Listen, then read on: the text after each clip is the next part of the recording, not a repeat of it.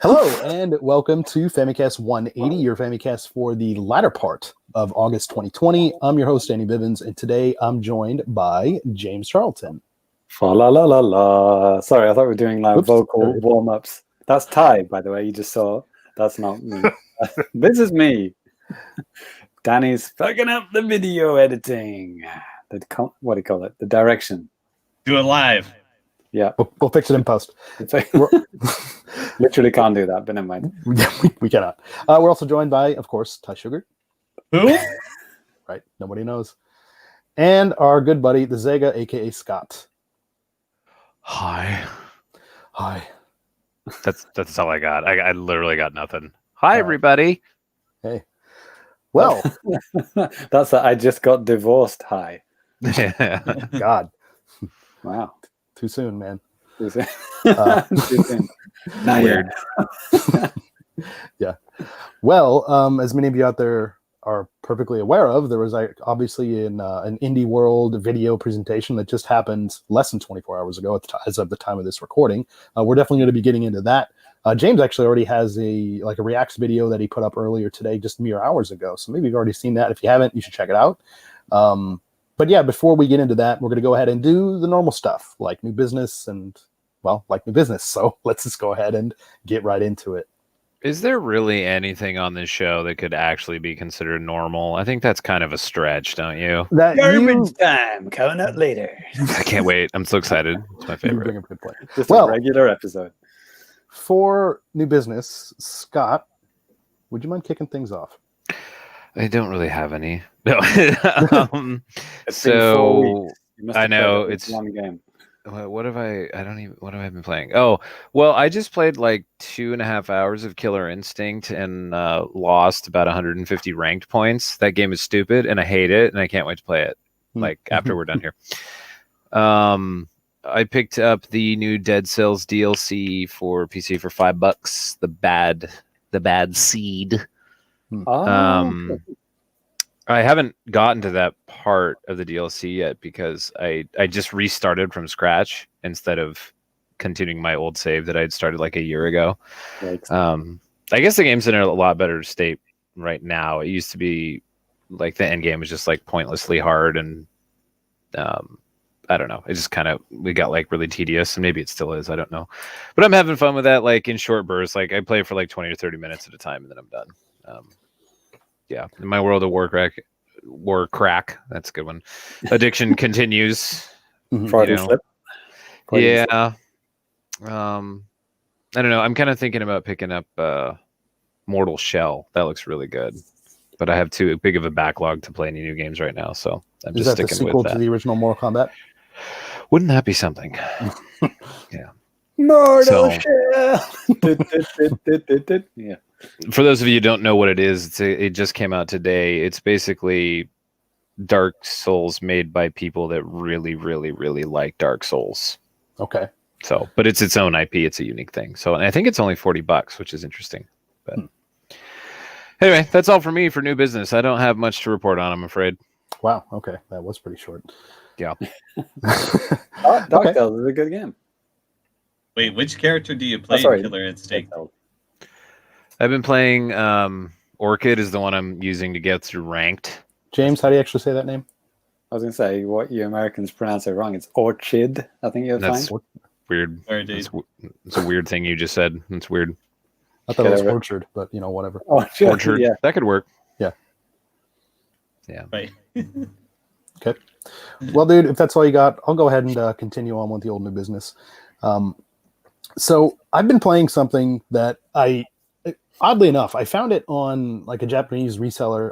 I don't know if you guys in the West out there are familiar with it, but it's kind of been picking up steam in America and stuff. But Mercari, I think it's called in like the American commercial.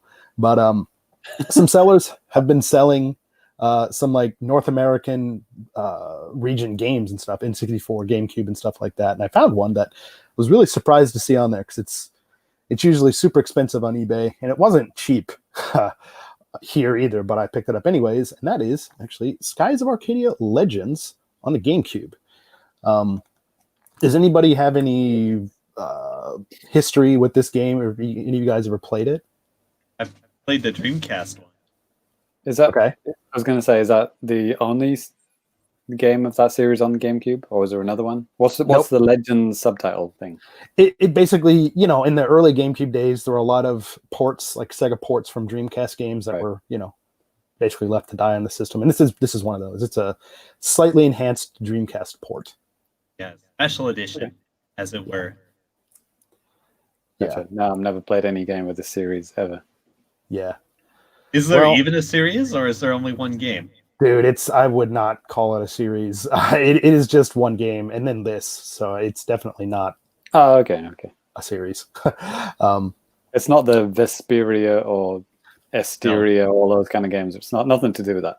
No, nothing like that. Nothing like that. So, this is a pretty standard JRPG, and you know what? Actually, I kind of have an interesting history with this game because, Ty, you said you played it on the Dreamcast, and I remember when it came out on the Dreamcast, I was really I was thinking like, man, which one game am I going to buy? Skies of Arcadia or Shenmue?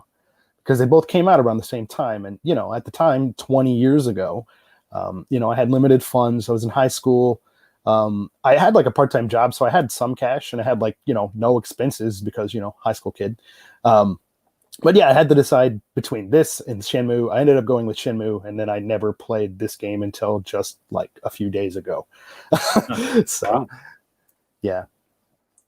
But it's a pretty cool like setup. I mean, you take the control of this guy named Vice. If you're watching the video version, you can see him on the screen. Vice. He's like the cover guy and stuff like that. And he's the son of he's an air pirate, but his dad's like the captain of his ship and stuff like that. And yeah, I mean, the setting's pretty cool. I mean, there are a lot of like floating islands and like that type of stuff. And yeah, and I guess later on in the game, I'm only about an hour and a half in or something like that. But later on in the game, there's like RPG ship combat as well.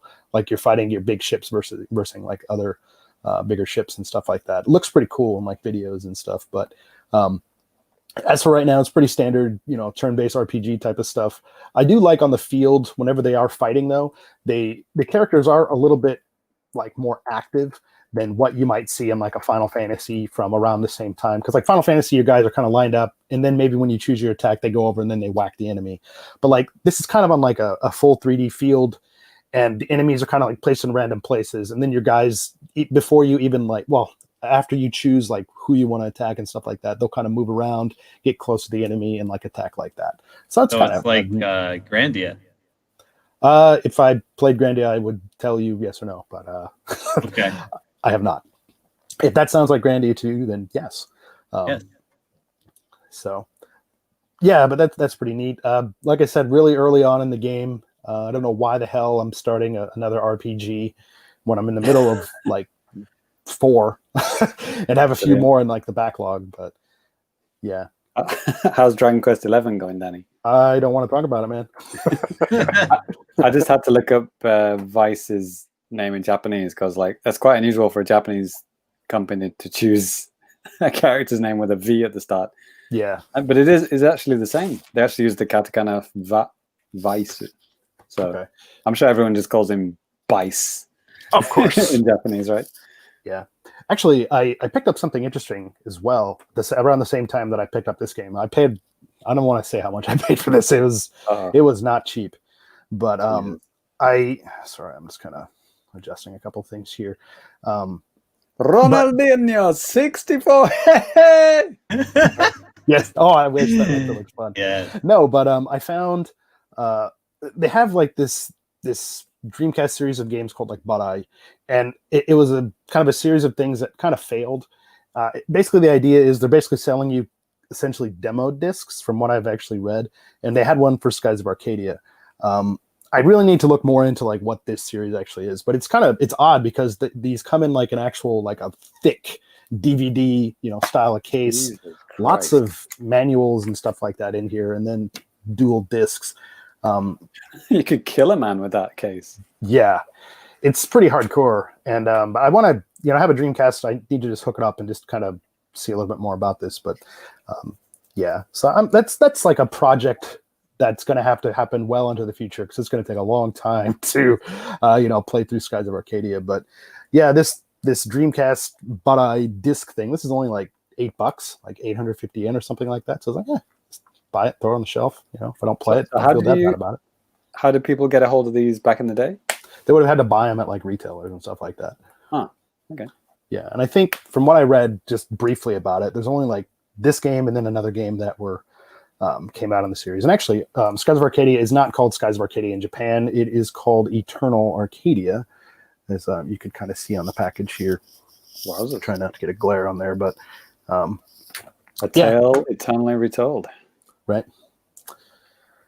Yeah, but I'm going to try to get deeper into that. It's going to take some time, but we'll see how that goes. I'm looking forward to it because it's pretty fun so far. I something about like those like Dreamcast games, Dreamcast era games. I mean, they have a certain look to them. I don't know, just kind of takes me back, and I really enjoy it. But, agreed. Yeah, Dreamcast was like really one of the pinnacles of gaming, in my opinion. Yeah, it was a special time. Yeah. Ty, any closing thoughts on Dreamcast? Yeah, it's great. Yeah, I have nothing to add. My last memory of seeing a Dreamcast in a game shop is seeing a Dreamcast and a DVD player, kind of like not sellotaped, but like stuck together as a bundle for like however much it was, like £200, right next to a PS2, like a pre-order PS2 now. And that was literally the choice. It's like pre-order a PS2 for like whatever £300, or buy a Dreamcast and a DVD player for less. I didn't buy either, but whatever. Yeah, man, actually, I have a lot of good memories of Dreamcast. The first time I played one, like they had a rental service set up in my town at like one of the rental stores, and you could rent a Dreamcast before it came out. And my friend did. And of course, because it wasn't released here yet, there were no memory cards. So you rent the Dreamcast. You couldn't save. And like literally my friend's dad had to put down like $200 just in case they would, walk off with it or something like that. And yeah, you couldn't save. You just had to just leave the thing on for hours. So every region had a different colored swirl, didn't it? Was it Japan and America were the same, but yeah, I would say Europe was definitely cool. The blue swirl that they had, kicked ass. And was it orange in the US and Japan? Yep, that's right. Yeah. Or just kind of like in this one, it's reverse. It's white, but on the system itself, it's right. It's orange. But I guess one last anecdote I want to say about Dreamcast. About around the same time that Skies of Arcadia Legends came out, my little brother and I were looking on YouTube, or not YouTube, eBay. It would have been pretty crazy because YouTube wasn't even around like then. But we were looking around on eBay, and we found a Dreamcast like demo station that was available in our area for like $100. Yeah, like one that they would have in like a game shop or something like that. Like it's like 2 meters tall kind of thing. Yeah, a little bit shorter than that, but yeah, basically. And like at the time, I had a pickup truck even, and I was talking to my brother. I was like, "Dude, we should do this, man." But I think by the time we like basically kind of like tried to decide on it, it was already sold. So I was like, that was the most American story I've ever heard in my life, dude. So I have my pickup truck. Yeah, seriously. Christ. Yeah, we drinking beer while driving it. Yes, of course, obviously. Lovely. Didn't hit any bumps either. Yeah, one last thing, Metal Mike. In regards to Skies of Arcadia and the box art, for some reason, I always thought this game was a flight sim. No, nice. An arcade, an arcade flight sim. Why not? Yes. An extremely stylistic and tedious JRPG. Stylistically tedious. Love it. Yes. All right. Well, that's going to do it for me. Ty, would you mind going next here? Oh, yeah. What have I been playing? Lots of stuff. I know I couldn't even get through everything last week, but let's see. Streets of Rage 4, available on the Nintendo Switch and also good system. Shots fired, as usual. Yeah, I've been playing. I've been going pretty hard on this. I've played through it several times, hard difficulty, with different characters. Just trying to knock out those achievements, but it's cool. It's fun. It feels really good to play, and there's a lot of subtlety and tricks and combos you can figure out. It feels so good to play. The animation is so good. The music is amazing. They got the man. Mr. Klosuro. They got him doing the music. As well as some others. Yeah. I don't know what else to tell you. It just feels really good to play. It looks cool. Yeah. I mean, it has like all the good parts of classic beat 'em ups, but it also has a lot of like quality of life stuff in there. Still have the hamburgers and the garbage cans and stuff like that. Yeah, actually, for some reason, you can choose what the food items are. Nice. Like, you could have like I went with the default. Like the small health is an apple, and the big health is a big old roast turkey. Nice. But you can like change it to like onigiri and ramen or just whatever. There were a bunch. Yeah. Oh, and there's a lot of characters in this game. So like, there's like 4 main characters you can choose from, but you can unlock like a dozen characters. Damn. I don't even know how many, but they're actually just like classic characters, big old pixely characters from Streets of Rage 1, 2, and 3. Oh, like this clashing with like the current style and stuff. I mean, I dig that. That's cool. Yeah. That's awesome. And they play the same too. Like they'll have their own unique like chain attacks, and the throws and stuff will work the same way as they did in the old games if you choose the old characters. So that's really cool. There's a lot of different enemies. They all interact in really interesting ways.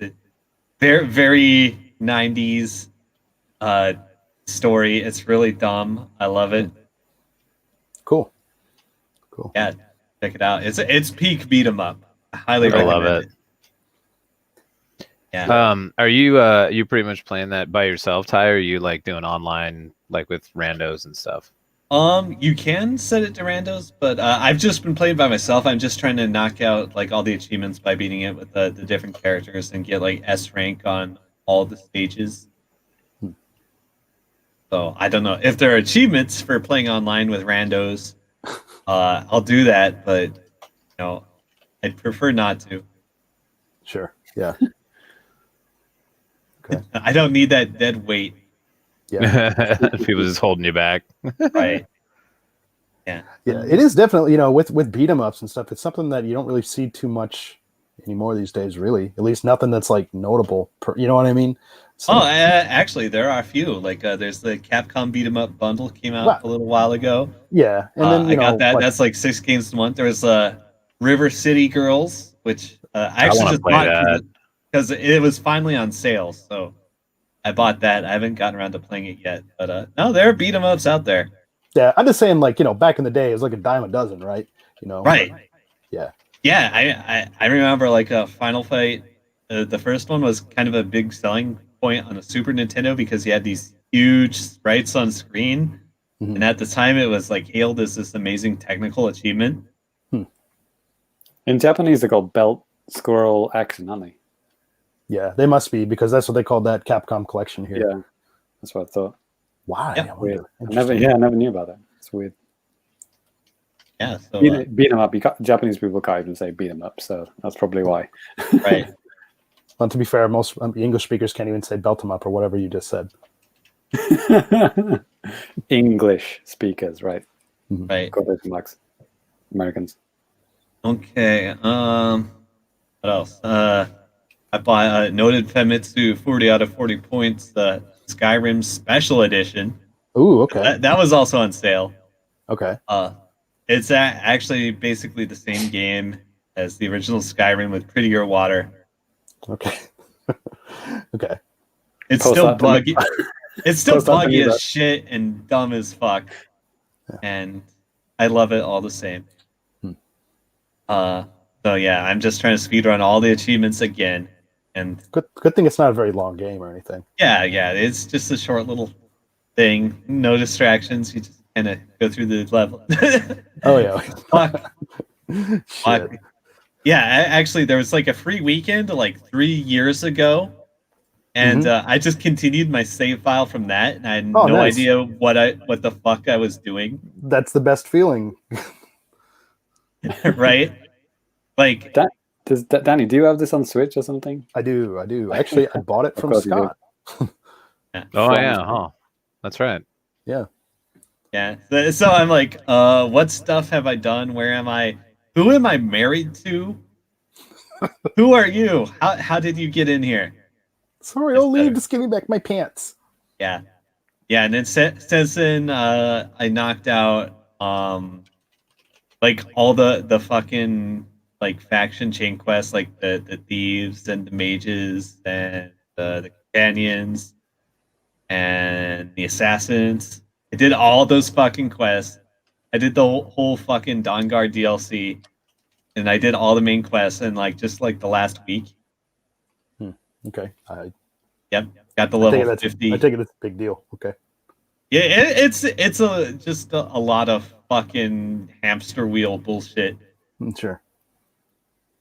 A lot of picking up garbage and there's got to be a better way to store dragon bones. That's what she said. Right. Yeah. So I'm in there. Maybe I'll be full completion again by the next podcast. We'll see. Yeah. I haven't played that. Scott, I know you've played Skyrim, at least a decent amount of it. Like, how with your, I guess, what is the best completion percentage or whatever you've done with the game? I have no idea. Okay. And that's kind of the fun part of Skyrim is you just fire it up and then you just go. Mhm, You mhm. just go. Like you don't even worry about it. I'm not like a completionist kind of player. I just like Sure. to sort of play until I get bored. I don't know. I thought I got pretty far into it, but I never beat it. So it could be that there was like 1,000 hours of content left. I don't even. Yeah. It Yeah, seems like, actually pretty I've likely. definitely come across some stuff that like I've never come across before in my previous playthroughs. Are you playing the special edition on Switch? No, Okay. No. What are you on PC? Xbox. Xbox. It was like $12. Nice. So I'm like, okay. All right. Hey Ty, do you want to know a really good open world game that isn't broken and is actually really, really good? No. It's called Breath of the Wild. You should play it, you dumbass. Oh my goodness. I'm gonna play it with the fucking Hachiroku mod and just It's go literally everywhere. literally one of the greatest games of the decade. It's I embarrassing. Every day you don't play it, it's embarrassing. Yeah. Well, whatever. See me in Killer Instinct. Kicking my ass, I'm sure.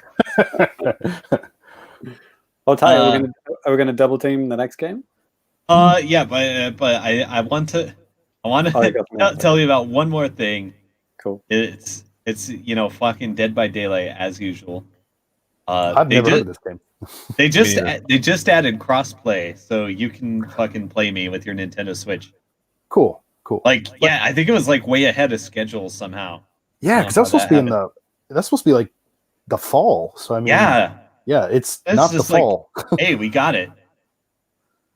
It's like they figured out the puzzle somehow. But Go I've ahead, been James, insert your autumn joke. right. I'll play with you on the toilet on wireless, Ty. How's that? Yeah, okay. Yeah. I'll just turn crossplay off. But I ran into some amazing region fuckery. Holy Okay. shit. Okay, so as far as I know, I'm the only person who's like playing the Windows Store version for achievements because I already got all the Xbox ones. Yeah. So there's this in-game currency, like the kind you buy with real money, just to like unlock like fucking cosmetics or the season. Well, not the season, the battle passes or whatever they're fucking called. Mhm. And there's this fucking bug that I think is causing my points to disappear. And I've been having this wild adventure with their fucking support team. Hmm.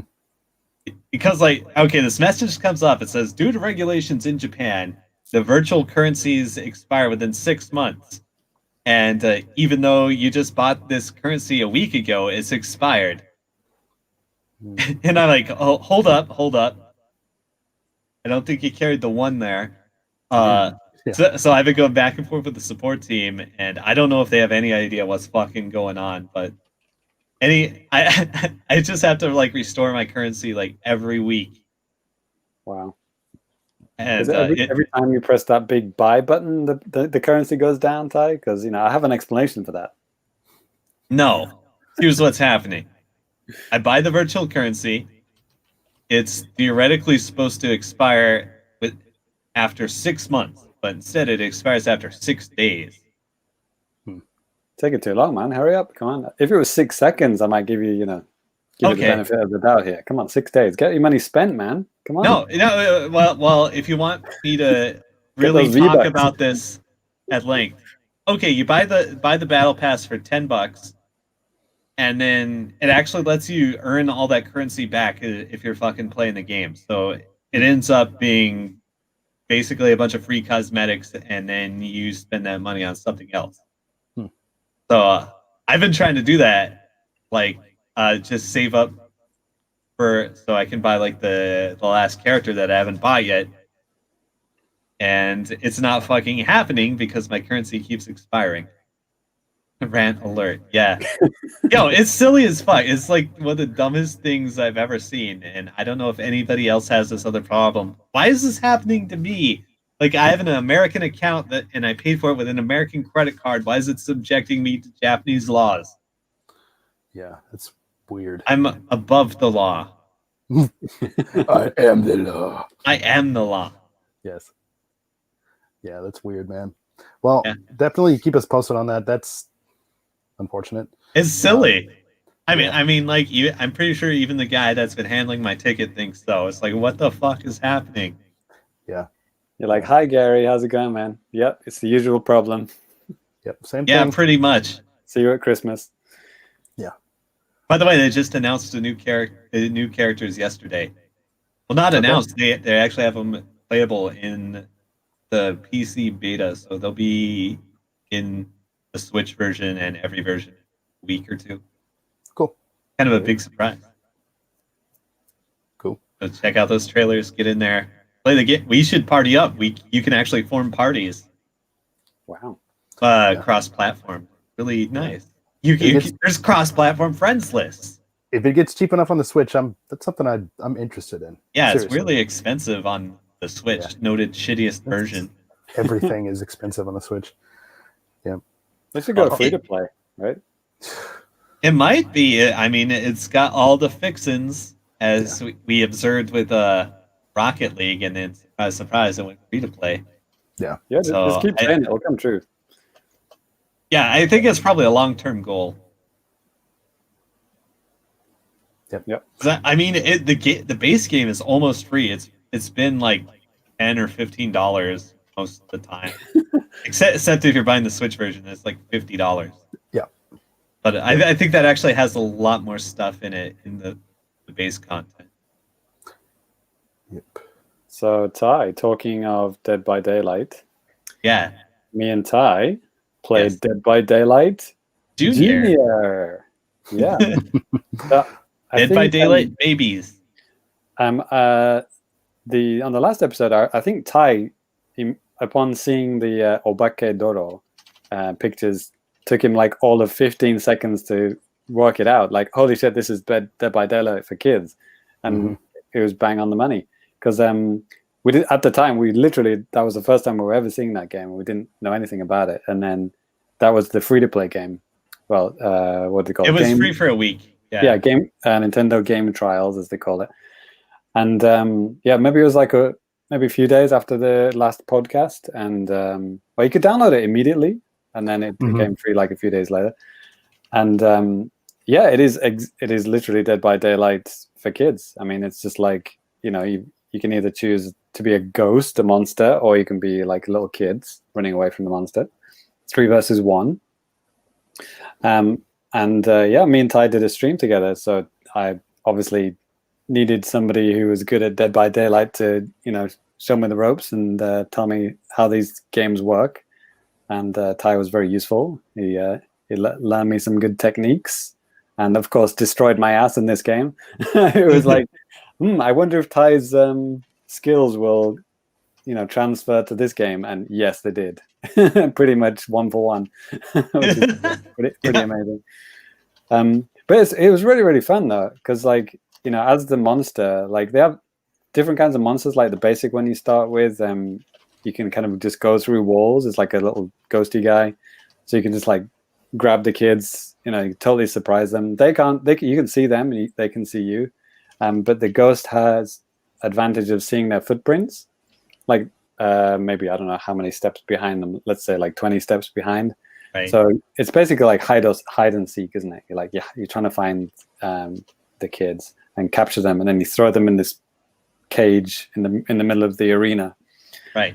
And then as the monster, obviously you're just trying to catch all 3 kids. But the trick is that the kids can actually unlock the cage and let their friends out. So you could be like trying to find like the last guy, and then behind your back, one of the kids will actually be unlocking the cage and letting their friends out. So you have to like, well, Ty can probably explain the best way of mind games begin. Yeah, there is a cooldown like after they get out. There's like a certain cooldown right before you. The cage, it can't be unlocked again for was 1 minute, or is it 30 seconds? It's 30 seconds, I think.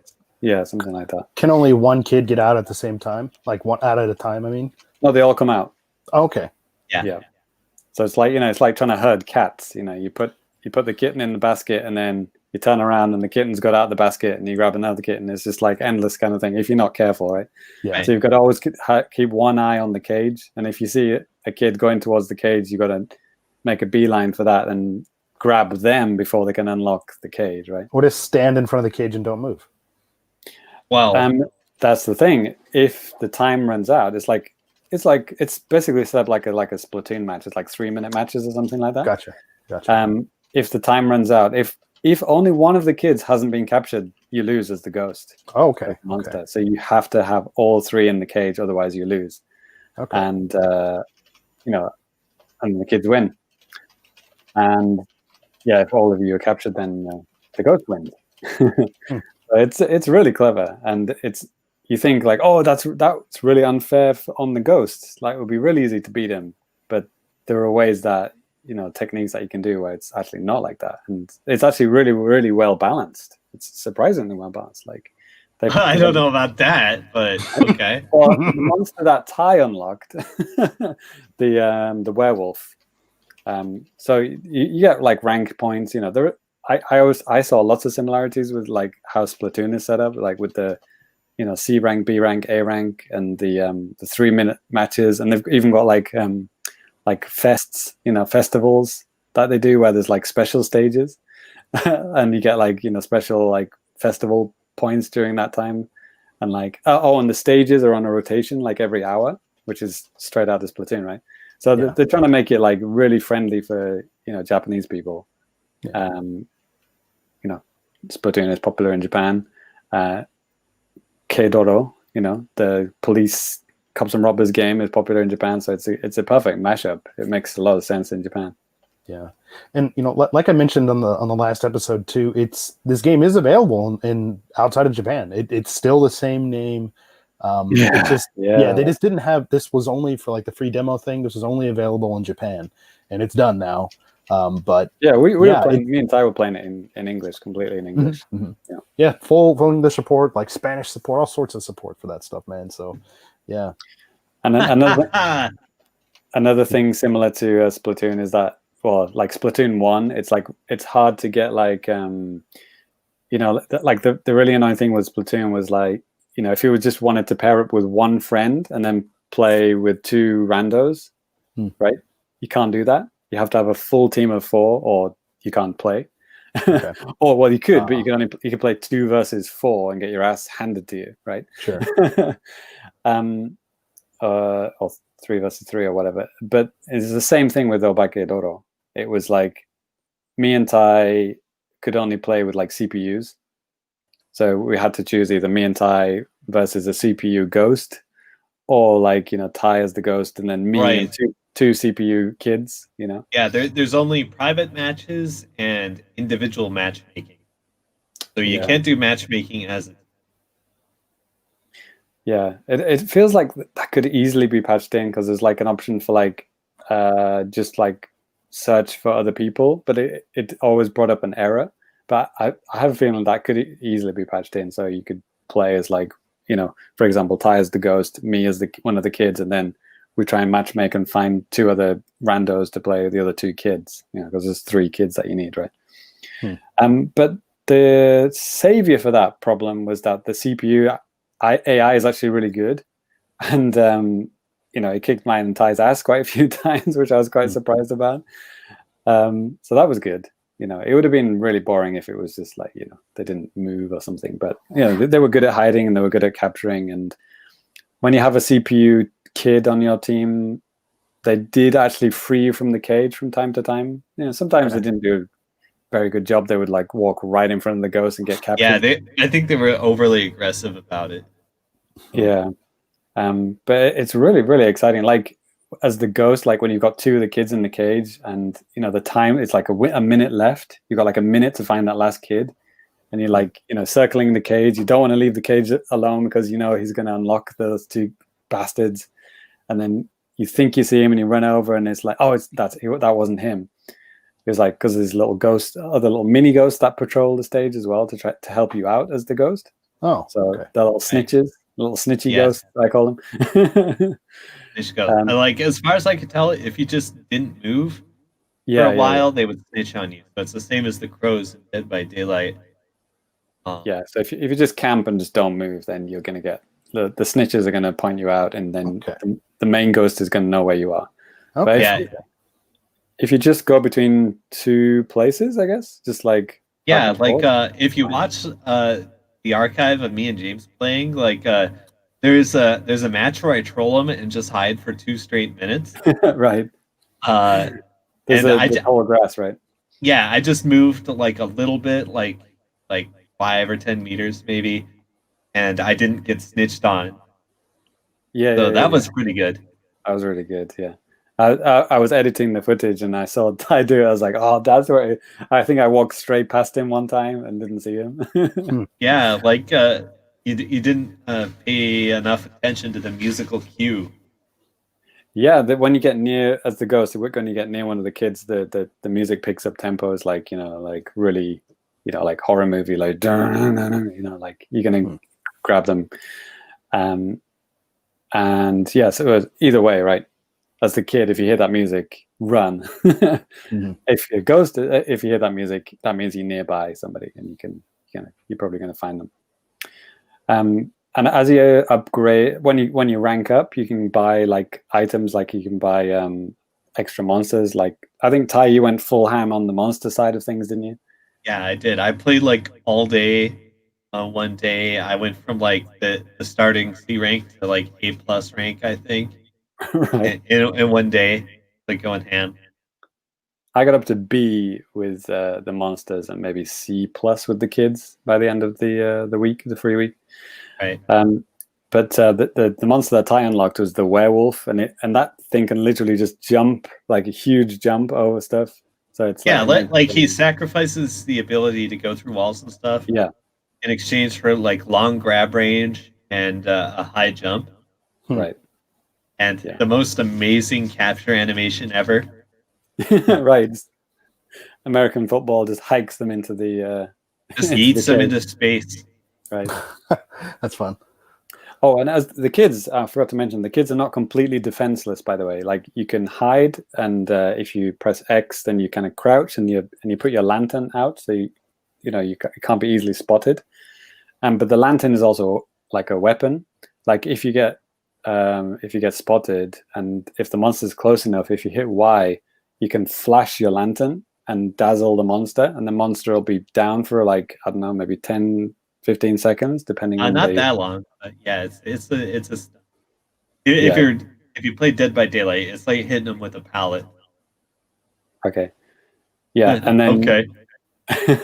And then you can use that precious 10 seconds to like, free your friends, for example, from the cage. So like when the monsters run the hell away. Yeah. So yeah, there's a lot of technique to it. It's very, very clever. And I think it's around about like 15 bones, something right like that, right? Yeah, I think it was 20 in the sale price. It's on sale right now for basically $15 in Japan only. So yeah. Yeah, that's cool. I could see that catching on. I mean, if word gets around, I mean, I think Dead by Daylight it does seem to be picking up a little bit in Japan. A lot of my students play it. Yeah, actually, it's really big in Japan. Popular game. Maybe not on Switch, but it's a popular game. So I could see like maybe piggybacking off that popularity. It's like, oh, it's like Dead by Daylight, but it's like, oh, it's so kawaii, you know. I could see some people enjoying that kind of thing. Because, the people that don't like horror or they don't like, gratuitous violence. So there's absolutely none of that in Obakeidoro. Yeah. Yeah. Cool. We do have a couple of some activity in the chat and stuff like that too, which is fine. Chris has checked in. Russ is here. Metal Mike, James Allen's here. Also, Josh, friend of the show. You might, if you're a longtime Famicast listener, you might remember Josh. Josh left kind of a weird comment in here. Guys, I don't understand Japanese, so I need help. I met a girl and she said "Chisai Chinko" after our date. I thought it went well, but she hasn't texted me back. What does it mean? Oh my. Just leave it at that. For all of you guys studying Japanese out there, go ahead and help Josh out, would you? And then Josh has another zinger here too. Hey Ty. Oh yeah. Place is looking ready for the move any day now. You are moving, right? Right. Well, there's no rush. There's always a rush to pack everything up and move, but there's never a rush to unpack. Yes. Because you'll be moving in a couple of months anyway. Yes. Right. Ty is living in a college storeroom, according to Ruscrino. You would know. Yep. Nailed it. Yeah. Okay, cool. Well, we need to move on because we got a lot of news to talk about and stuff like that. So next we're going to go ahead and move on to now playing at Famicast.com.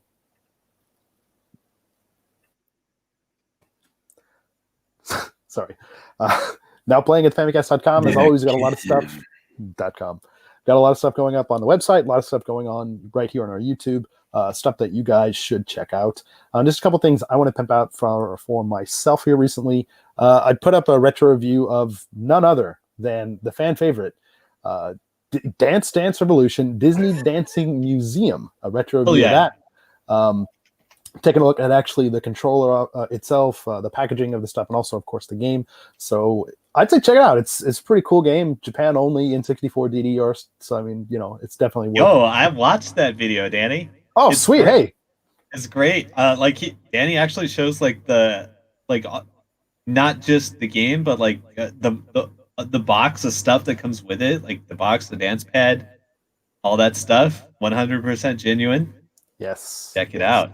So hey, that's one thing you get with the Famicast. You're not getting, we're not just playing ROMs and just throwing them up on here most of the time. No, with this retro stuff, it's stuff that I have in my collection that I'm wanting to share with you guys. So you guys should definitely check that stuff out. Yeah, if it's me, it's probably ROMs. yeah. I mean, that's the most economical way to do these type of things.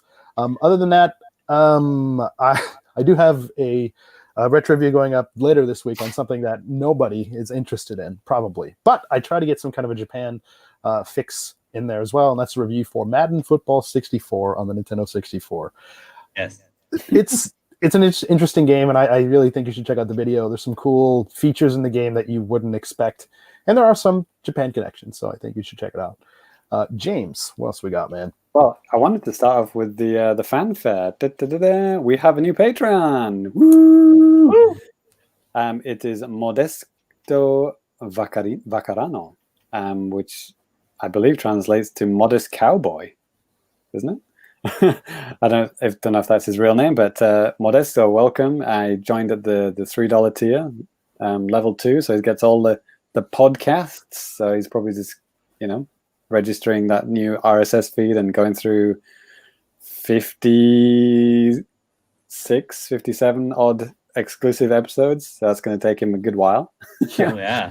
Depending on how many he listens to per day. But yeah, thanks so much, man. Modesto, thank you. Welcome.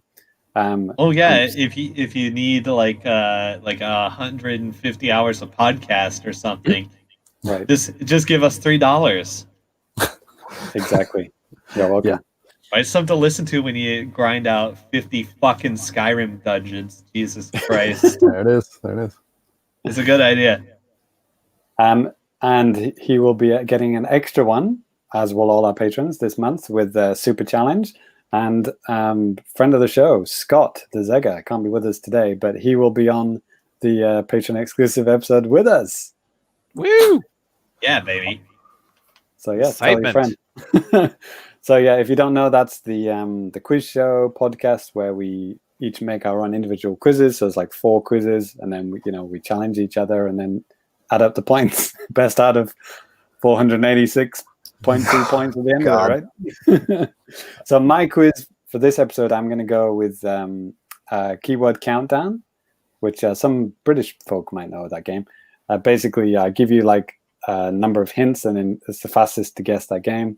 So if I say like, it's a 1997 game, published by Atlas, based on a comic book license.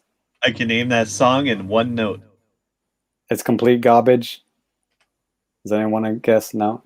Okay. That doesn't help at all. The garbage thing does not help. No one gets it. Okay, that was Superman 64. I thought that was a low-hanging fruit, that one. Atlas? What was it, Titus?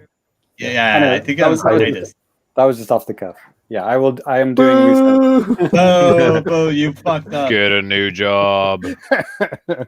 Other stuff going up. We're going to talk about it in just a moment, but the Indie World Showcase that was happened last night.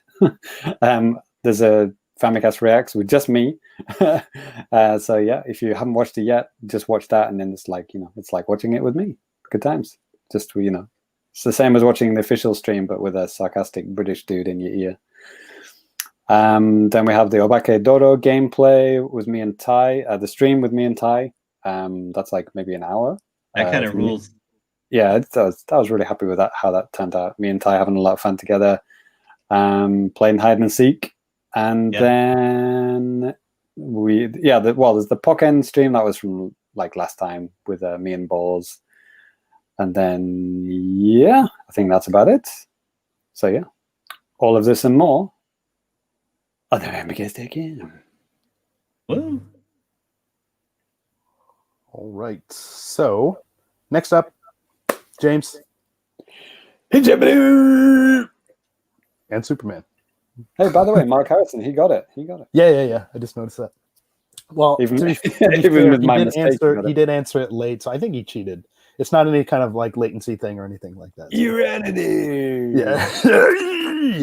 Yeah.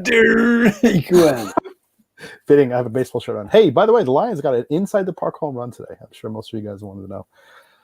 Anyways, the JAPANews is not about baseball. It's all about telling about the latest and greatest things happening in the world of gaming and Nintendo. And that's exactly what we're going to be doing today. And we're going to be kicking it off, right, James, with the Indie World presentation stuff. We're not going to talk about all the games. If you want to see the whole thing, then like I said, in Now Playing, just watch that video. And you'll see everything. I just picked out a few good ones. There's random ones. I don't even know anything about them. They're shit. No, there's some good stuff. I think it was in general, it was a pretty good, for an indie showcase, it was pretty good. There were lots of really good looking stuff, and a lot of good looking stuff, and some semi decent looking stuff. Sure. And a couple of stuff that's not that interesting, but it started off with a game which I immediately recognized because Scott's talked about it before, and that was Hades. Oh yeah. Which is coming to Switch in autumn, whenever the hell that means, September, October, with cross-save support with PC. Yeah. Which is kind of crazy, which would make someone like Scott, who does play it on PC, it gives you an option to, get it on Switch, not feel like you're wasting your time. Well, I mean, to be fair, you do have to purchase it again if you wanted to do that. You have to literally buy 2 versions of the same game. Scott, thoughts? What? Thoughts on swords. that? Thoughts? Well, I love the crossplay thing. That is just the coolest. Buying it a second time? Not that much of a fan. It's gonna be $20. I mean, right? Because it came out, at least when it was in early access on PC, it was $20. So I would assume that it'll be 20 on Switch. Maybe they'll push for 25. I don't know. Ooh. Do you think they would do that? I How honestly much don't is it know. on? How much is it on PC? 20. Yeah, really hard to say. They usually do match it. Like I did a quick search on Steam for a bunch of these games, and they all came up the same price on Switch and Steam. Okay. Yeah. It's easily worth 40. Like absolutely. It's absolutely worth $40 easily. So if they do up the price, you're still getting a really good deal. And the people that like already have it on PC will buy it again on Switch if they're really big fans of it because they want to play it portable. That's the big thing. Because it's like, I mean, this game was practically designed for Switch. I swear to God, because I'm pretty sure I said that on the Famicast when I was like really deep into playing Hades that I really hoped that it would come to Switch because they heard you. It's just perfect. Yeah, they heard me. Do I get a cut? I should probably get a cut.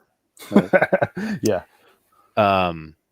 Yeah. So it having crossplay was a huge surprise for me, and that is really cool because a lot of people are they're kind of wondering if Supergiant when the game goes to full release, like not early access, they're kind of wondering if they're going to reset everybody's save files or not, which is usually what they do, right?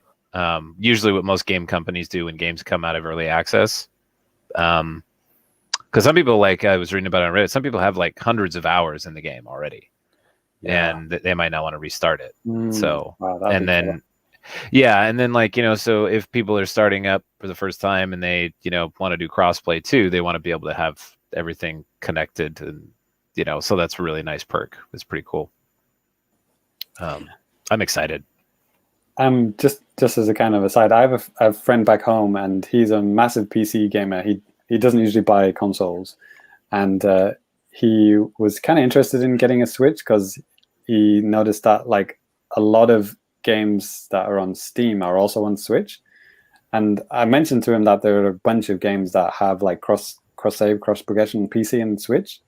And he did a quick Google search, and he was surprised like how many there were. He was like, holy shit, like Switch has more cross progression, cross save games than like any of the other consoles. It's kind of crazy. Like there's a I think there's a Wikipedia page dedicated to it. It's kind of crazy. Like the Switch has become this kind of Steam, like a portable Steam machine for some people. Well, and I think that's honestly such a good selling point for it too.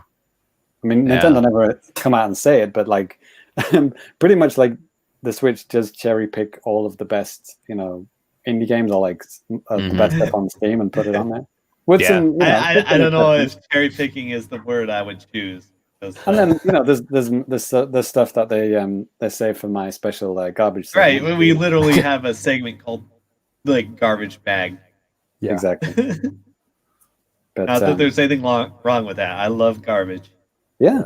It is interesting though, like you said, James, that there are a lot of like these games that were really big on Steam or not so big, and I think that this you think about like the architecture for the Switch compared to architecture for things like the Wii U or 3DS. I mean, I think thank God Nintendo finally got with the times and made something that is easy enough for developers to port things easily to.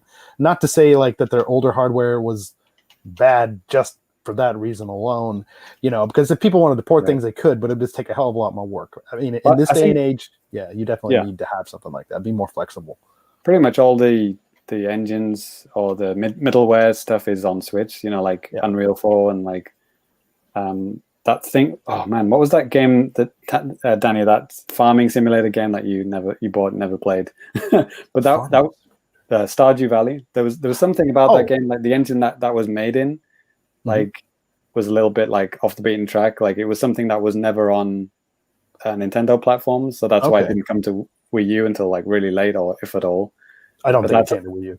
Yeah, but that's on that's on Switch, right? So like pretty much every single one of those middlewares is available on Switch. Yeah, so exactly. Aside from like really high end type of shit or whatever, but yeah, exactly.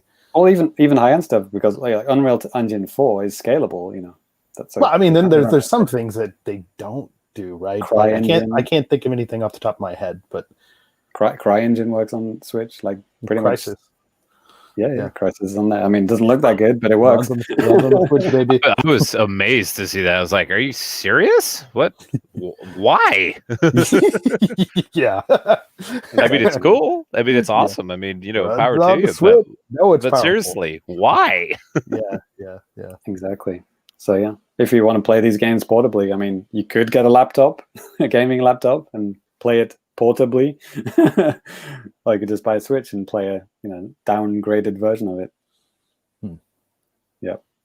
I mean, Warframe. What? That's on Switch. Like, that's just so bizarre, right? It's such a great game too. Yeah.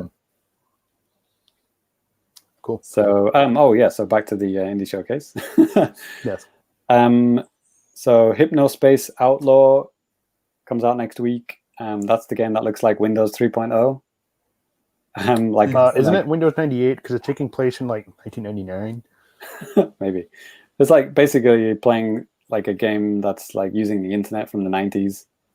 I think Giant Bomb were like really big into that when it first came out. It's been on the PC for a while. Yeah, we were talking. Me and Danny were talking about that before recording. Yeah.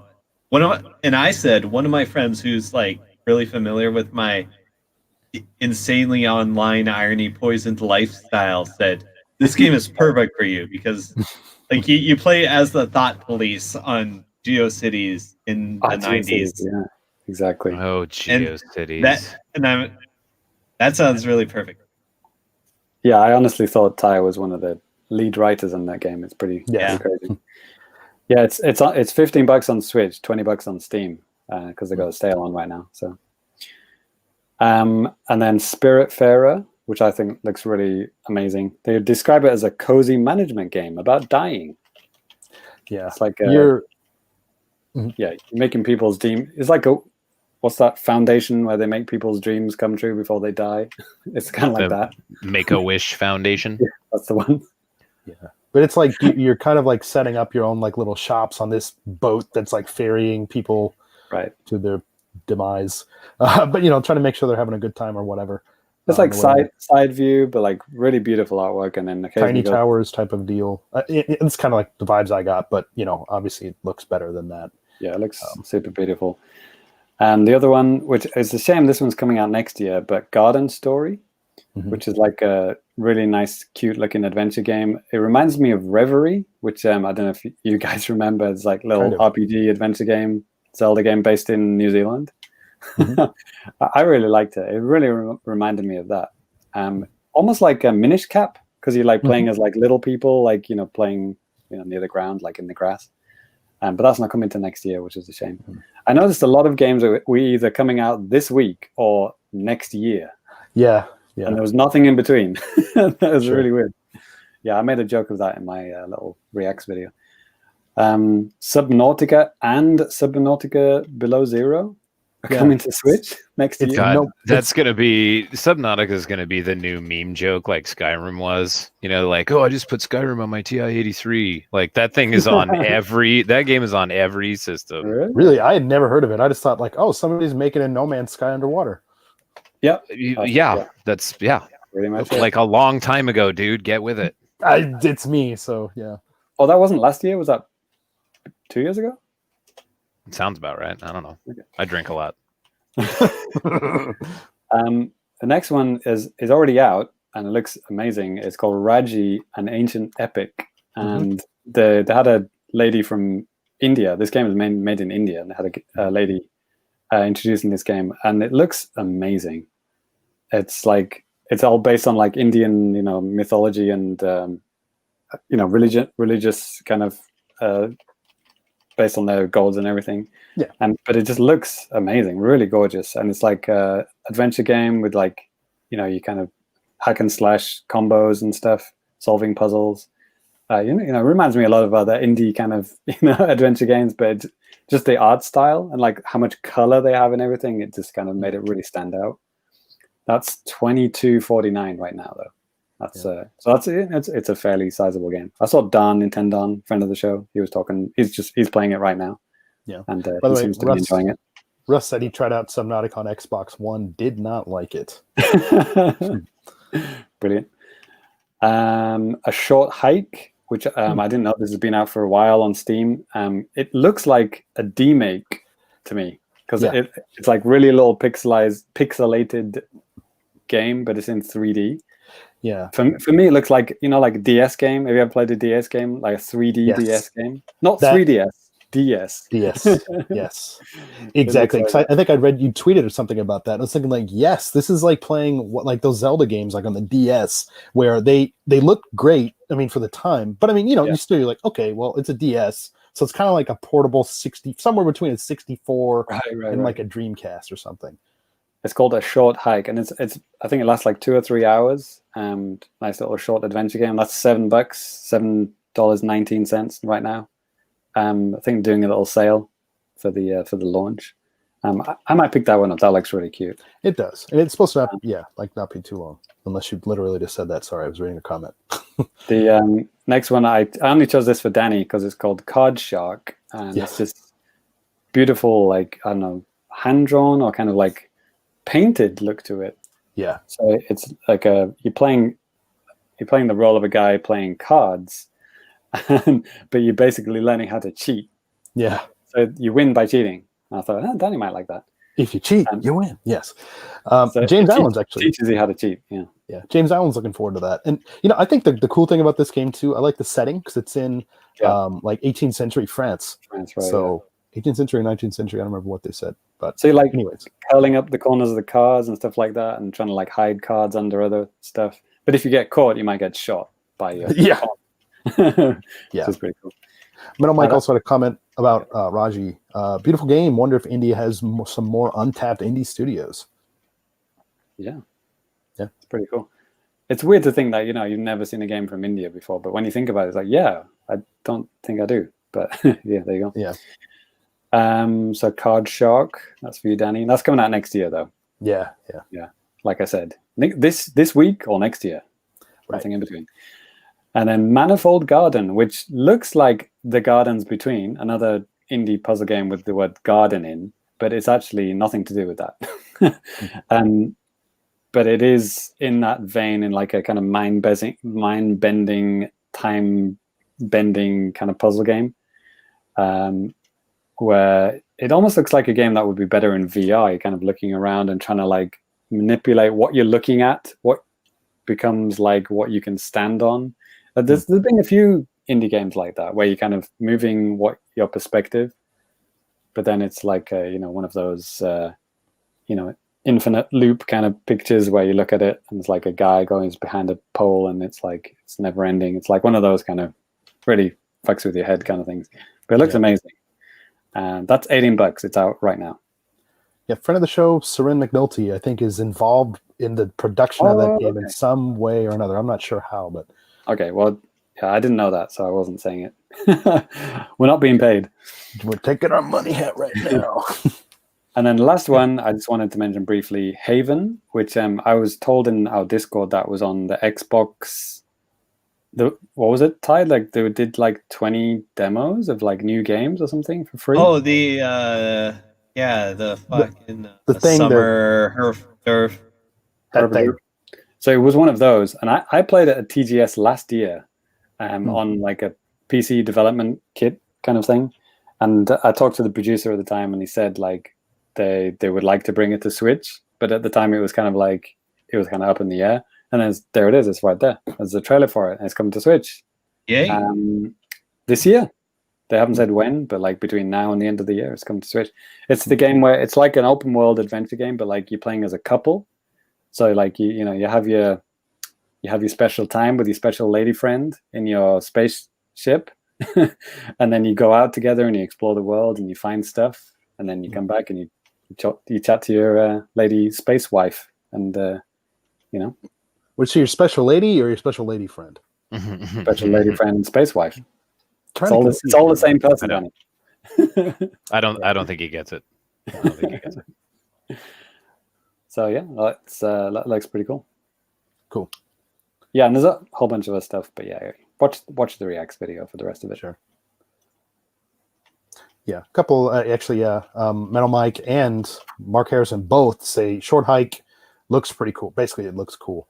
And Mono Mike says it's actually giving him the Wind Waker vibe, and yeah, I think so too. Like DS Wind Waker vibes, like that kind of thing. Yeah, exactly. Cool. All right. Well, we do have a couple of other little bits of news here that we're gonna go ahead and get through, and actually, Scott, would you mind taking that first thing in the news there? Sure. The rumor mill has started up again about Legend of Zelda Skyward Sword coming to Switch. But this time the news comes from a listing on Amazon UK, which currently has a placeholder listing for the game. Skyward Sword originally released on the Wii in late 2011, featuring heavy use of motion controls, as some of you may know. And it was talked about on the Famicast, episode 7, 9, and 10, way back when. Yeah. So there's that. 7. Yeah. So, yeah, Jesus Christ. Episode 7, that was like in November 2011. Like Skyrim was just out and we were talking about it. I don't think any of us had got it at that point. But anyways, James, you've actually played the game to completion, right? Yeah, I was kind of surprised. Like, I was the only person who finished it. Well, I assume Matt Walker did. He's the Zelda guy. He probably did. That's right. Probably did, right? But no one else on the show did. Yeah, I had it. I really liked it, actually. I mean, I know it was getting like 10s out of 10s, 40 out of 40s at the time. I didn't think it was that good, but I thought it was like maybe marginally better than Twilight Princess, I guess. I don't know. It was fine. I mean, it's got the visual look of like Wind Waker, but it's like a kind of halfway between Twilight Princess and Wind Waker. Yeah.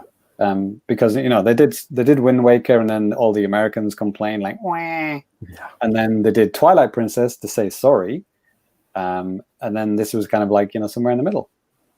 And I think they kind of hit a sweet spot because this is kind of where they went with for Breath of the Wild as well. I mean, Breath of the Wild is slightly grittier, I guess, grimier, more, quote unquote realistic, but it's still that got that cell shaded kind of beautiful look to it. It had some really good dungeons, and it laid the groundwork for Breath of the Wild in that the overworld and the dungeons were kind of like, they weren't in a rigid format, like this is the overworld, this is the dungeon. Like, there were parts where you kind of like doing puzzles outside of the dungeon, which led into the dungeon and kind of affected stuff outside of the dungeon. So it was kind of like a little bit more organic, which they'd never really done in a Zelda game before. So that was cool. But the thing that I didn't like, and most people didn't like, was that the overworld was based in the sky, and it was just a very small number of islands that you could go to. Pretty segmented, right? Yeah. So it's like go to the 3 main islands and then a few little islands, but that's it. It wasn't like Wind Waker where you could go and always find like little things in the ocean to find, right? But it wasn't like that. Sure.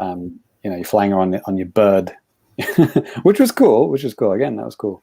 And then you would dive bomb down onto the ground and like do something, and then go back up into the sky. It was good. It was good. I mean, I don't know how this game would work without motion controls, to be honest, because the whole game is based around it. It's like it's like playing Wii bowling with a Pro controller. I mean, you could do it, but exactly. And like and I mean, this is kind of unsubstantiated. Shit like this goes up on like Amazon, wherever, all the time. So I mean, this might mean nothing, but I think that we're going to have an actual proper Nintendo Direct probably in the next 2 weeks. It seems like it just makes too much sense. It's kind of like the pattern that they usually have in the summer for like the past couple of years. So I think that makes sense. And, are you trying to tell me that something posted on the internet is wrong? I know it's unbelievable. Trust me, I know, but it's possible. It's possible. Very possible. What year is this? I don't Where's understand. the president? There's been that rumor for the 3 HD Zelda remakes on one package or whatever. Like what is it? Twilight Princess, Wind Waker, Skyward Sword. I mean, Nintendo would never do that. Well, Nintendo Japan would never do that. There are the rumors about like the what the heck is it called? Basically, Mario All Stars 2 with like all the 3D Marios. Some of that maybe I could see, But Oh, Russ Yeah. Greeno reminded me. Yeah, Bioshock Infinite was in the sky. Yeah, good point. yeah. Good game. Still playing it. Still playing it. Just not didn't talk about it today in my new business, but I'm still playing it. All right. Well, this next bit of news is obviously right up my alley. So I'll go ahead and get into Next. this. Yes, just this won't take long. This is just something that I just noticed the other day and was really shocked. God damn it. Sorry. Okay, great. It's not working. Assassin's Creed. Yeah, Assassin's Creed. Basically, Assassin's Creed Odyssey on the Switch, the cloud version. I noticed the other day when I logged in that I had like 14 days added to my account, and I was like, what the hell? Why? And well, they said this is due to some kind of a disruption of service last August, and where the game wasn't available and stuff like that. So basically a year later, they finally said, hey, we fucked up. Here you go. And that's that. The funny thing is, I can't even log into the game to play now at all. Like I've tried several times over the past couple of days. So it's like when they initially posted this, because like whenever you start up the game, there's like a log that tells like all the fixes and maintenance and stuff like that. I'm going to try to get this thing working actually here again. But there's a log that basically says, this type of stuff. And this thing came up in like June. So I was like, okay, that's weird.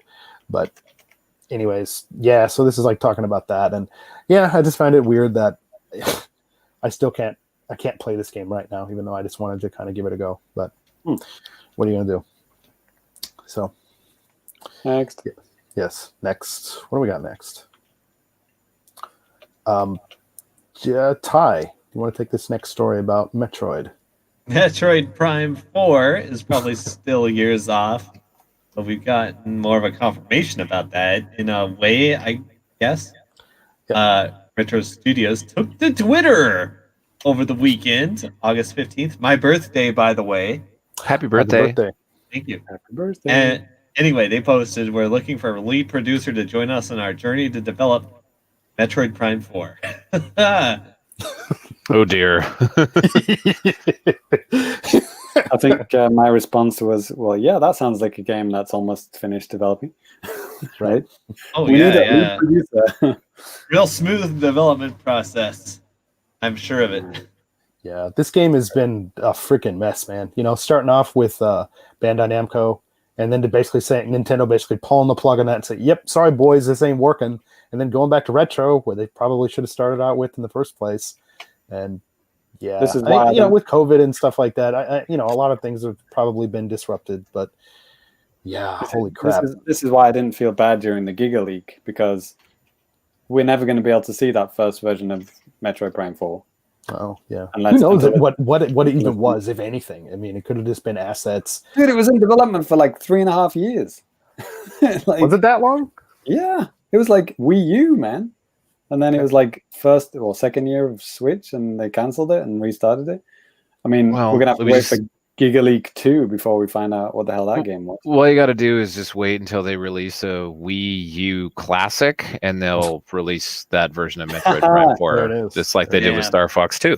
Scott nailed it. So yeah, I mean, just be patient, just chill out for a little bit, like 15, 20, 30 years, something like that. Yeah. We'll all be dead in a couple of years anyway. Yes. Looking forward to it. This got dark quick. Yeah. Russ Greeno nailed it. Vaporware. There it is. Yep. Yeah. Yeah, I mean, I can't see this being on the regular Switch at this point. I mean, it's going to be like the Switch Pro or whatever that comes after the Switch at this point, isn't it? I mean, It's dude, going to be a crossover game like Breath of the Wild. but I mean, even with that said, I don't, and I'm hoping we're all in agreement here, but I don't think it's going to be like as much of a walled garden as you'd see with like the GameCube to Wii or Wii to Wii U. You know what I mean? Like, this is a Switch family of systems. That's kind of like the whole thing Nintendo had talked about even before the thing came out. Like Iwata had talked about that. And that's kind of like what, look at like Microsoft, what they're doing with the Xbox One and stuff like that. And, the new Xbox Series X. I think that's the direction that a lot of these companies are going to go. So, I mean, even if you can't play it on, I don't even know what the hell I'm trying to say here, but There'll be some anyway. compatibility between this Switch and the next Switch, is what you're saying, right? Yeah. I mean, like there was with Wii to Wii U and GameCube to Wii and Well, yeah, that's about it, really, isn't it? I don't think it's gonna be that bad. I think Nintendo's done. I mean, I hate to say this, but I think Nintendo's kind of proven that they're willing to be a little bit more modern than what they have been in the past with some things. We'll see. But, yeah, looking forward to it. But yeah, I just want to play some Metroid Prime 4, man. Jesus Me Christ. too. Yeah. Okay, who played 3 on the Wii? I played the whole trilogy. Okay. Completed and bought and played all trilogy. Yeah, your Metroid Prime 2 is actually mine now. Thank you very much. It goes 1, 3, and 2 in that order. In order of goodness. Actually, James also gave me this. No. Oh, man. Whoops. Wrong game. BMXXX now. By the way, this is a really piece of treasure. Nice save, buddy. Yeah. Anyways, last little bit of news. This is something that I'm sure all of you are excited about, but it's free, so you can actually try it out too. An NBA 2K1 demo is actually coming to current generation platforms next Monday, including the Switch. So if you guys want to try out some free basketball, you can do that. You can also download the demo for 2K20 as well. Yeah, just a quick if you're into basketball, 30 gig download and play the demo. Yeah. Good. Oh, dude, of course it is. Try it out. Yeah, is this the thing where they do like it's not like a demo, but it's called a prelude? The prelude, yeah, and it's included in the regular game anyway. So it's like you're playing the first part of typically the first player component, like kind of like the story mode. Usually it's like my career mode. Right. Is Idris Elba in it? I don't know about this one. They've been pretty quiet about what's going to be happening with this one. But yeah, dude, they get some pretty aces actors and stuff like that to join this stuff. So it's always kind of incredible to see who they roped in. I think I saw a pretty good YouTube analysis of the voice acting in NBA 2K, and it was like a combination of really good and extremely bad voice actors. Yes. They nail like some like James said, they nail some really big stars, and then all of a sudden like the guy that's like the main person or whatever, I don't know, sometimes it's just weird. Like you don't see why this person should be as mad as they are in this particular situation when it's usually just not a big deal. And it sucks because it's supposed to be you, and you're like, I want to choose like more than these two reactions. Like I hate you, I really hate you. You know, it's like all you got sometimes. But yeah.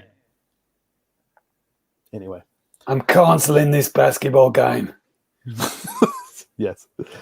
Anyways, I think that's going to do it for the news. One thing that Russ did say in regard to the Nindies direct deal, he was actually really surprised and pleasantly surprised by seeing the stuff about Untitled Goose Game, the 2-player support.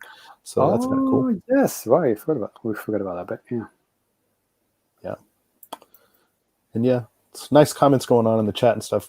Everybody just kind of chatting up. Mark Harrison confirmed Nintendo Direct on the 27th. Be prepared and excited for that, my friends. So, all right. Well, I think that's going to go ahead and do it for the news. And Ty, you mentioned this last part already. Oh, yeah. Okay. Yeah. Okay. Yeah. Dead by Daylight has crossplay now ahead of schedule. Dead by Daylight. Nice. Yeah, and I think I mentioned on a previous episode that they're working on cross progression, and cool. It's going to be between PC and Switch first. Okay. So that's kind of wild. It's surprising that it's not with Sony first, huh? Yeah. Kidding. So, all right. Well, are we talking about this sales data right here? There is that. I'm an idiot. Yes. Thank you. Nice save, James. You're welcome. Actually, yeah, right as we finished our last episode, like literally the next day, Nintendo released a crap ton of sales data and stuff like that on Switch titles and stuff like that. So let's go ahead and just kind of jump right into it. And James, would you mind taking up like that first upper section there? So this is from the Q1 of 2020 sales earnings report. Animal Crossing New Horizons sold 22 gazillion copies and 10.6. I'm assuming that's Japan. Yeah, no, everywhere. And then 22 million total everywhere. Yep. Like in the quarter, 10. Oh, just the first yeah. quarter. Okay, so 10 million in what, 3 months? Yeah. Jesus Christ. And then before that, it sold like, 12 million or whatever. So Jesus Christ. As Xenoblade Definitive Edition, that's the first game remastered for HD, sold at 1.32 million, and Clubhouse Games sold 1.03 million. So yeah, 3 million sellers in 1 quarter. Yeah. And but remember, Nintendo Switch has no games. Remember that. No games, nothing. Not even a one. Not a one. Nobody buys games on Switch. Scott, would you mind running down the top 10 best-selling Switch games as of June 30th, 2020? At number 10. Absolutely. Let me scroll this down. Okay, top 10 best-selling Switch games as of June 30th, 2020. Number 10, New Super Mario Brothers Deluxe at 7.44 million units. Sorry, that's a lot. It should be U Deluxe. That's my fault, I think. Yeah, you kind of screwed that up, didn't you? Jesus, Danny. I know. Fired. Off to number 9, Splatoon 2 with 10.71 million. Noted, good game. It's insane. It's so many units. It's crazy. Number 8, Super Mario Party at 10.94 million. Why don't we just say 11, Danny? Jeez. There's a big difference there. Duh. Shut it. Number 7. Noted. Pokemon Let's Go Pikachu Eevee, 12.20 million. Yeah, that's a lot. Super Mario Odyssey comes in at number 6, 18.06 million units. Good game. Incredible. Yeah, it's so good. Number 5, Pokemon Sword and Shield at 18.22 million. Number 4, Legend of Zelda Breath of the Wild at 18.60 million. And number 3, Super Smash Brothers Ultimate comes in at 19.99 million units. Not quite 20. I was going to say, that's stupid. Just say 20 at that point. Jesus Christ. I know, right? Yep. Got to stick with the facts, James. I'm just reading what's on the thing. Okay, so don't blame me. What else we at here? Animal Crossing at number 2, New Horizons, 22.40 million. Just said that. Thanks for putting it twice, Danny. Yeah, I thought about erasing the total. I was going to, and I just didn't do it. It doesn't matter. And number 1 coming in hot, Mario Kart 8 Deluxe, 26.74 million units sold. Yeah, I think at the rate that Animal Crossing is going, it's going to kick off Mario. Yeah, definitely.